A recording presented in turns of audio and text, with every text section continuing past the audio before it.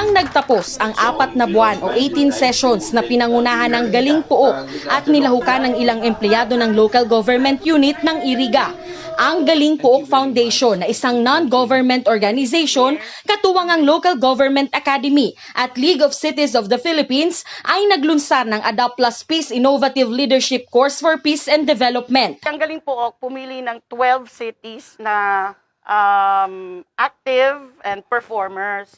And it so happened na nakasama kami sa pioneer ng program ng Galing Pook.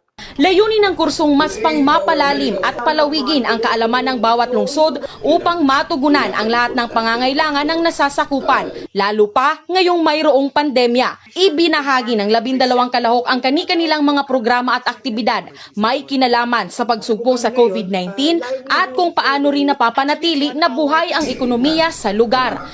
Ang LGU Iriga, bukod sa COVID-19 response, nagbahagi rin ng adaptive measures tuwing mayroong bagyo. Lalo pat kasabay ng pandemya ay tumama rin ang 3 magkakasunod na masamang panahon sa probinsya.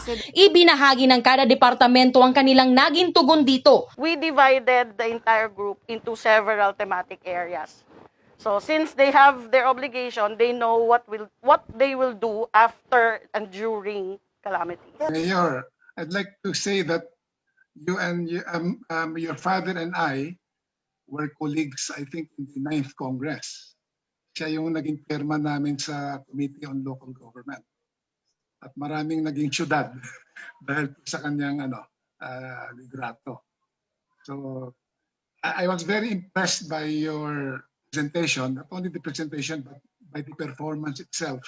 Una sa lahat, gusto kong batiin si Mayor Madel. Kasama na yung kanyang tropa dyan na nagbiyahe pa from Iriga to Naga City.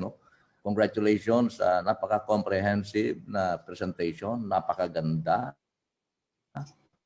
Parang wala ka nang masasabi pa. Sabi nga kanina na you cannot just consolidate everything what you have done in a 20 minutes presentation. That's very, very true. Pero at least yung presentation mo is very convincing and ito pag napanood pa na ng iba kagaya ko pa, kahit na former mayor ako, I can still adapt also yung mga presentation mo, Dr. Madel.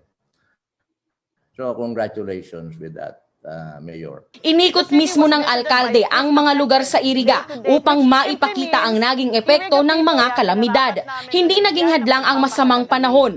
Tumungo ang team sa mountain area, mga bahaing porsyon ng lungsod, pati na rin sa kasentruhan. Nitong Miyerkules, inanunsyo na ng Galing Pook Foundation ang Top 5 Team Empowerment Awardee kung saan kabilang ang Local Government Unit of Iriga City. According to them, syempre first prestige yun. It's an honor to be recognized by Galing Pook because Galing Pook is a prestigious organization. Last presenter. Lord! Siguro ba? Youngest mayor ba to? Ay, tito, narinig pala. Oh, yan. Pati yung sign of cross mo, nakita eh. Ayon sa grupo, ang natanggap nilang karangalan ay hindi lang para sa mga empleyadong nagsisilbi bilang frontliners, kundi pati na rin sa bawat Irigenyo.